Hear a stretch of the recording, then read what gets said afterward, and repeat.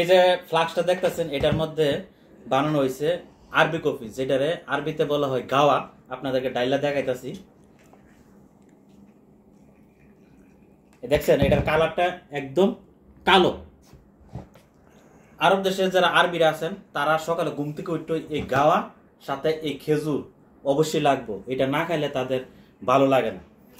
আমরাও আরব দেশে থাকতে থাকতে এটার টেস্টটা পাইয়া গেছি।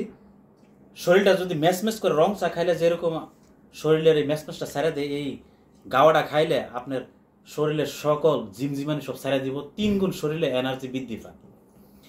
যারা আরব দেশে থাকে তারা কম বেশি সবাই এইটাকে চিনেন। বাংলাদেশে যারা থাকে তারা জানি না চিনে কি না। যদি চিনা থাকেন তো প্লিজ কমেন্টের মাধ্যমে এটা জানাবেন চিনেন কি না। আর এর টেস্টটা কিরকম জানেন? তিত করলা যেমন তিতা লাগে, এটা মুখে নিলে সেম এরকম তিতা লাগে। তারপরও এটা আমরা আরব দেশে যারা থাকি এটা খাই, এটা খাইলে একটু ভালো লাগে। কে কে চিনেন প্লিজ কমেন্টের মাধ্যমে জানাবেন।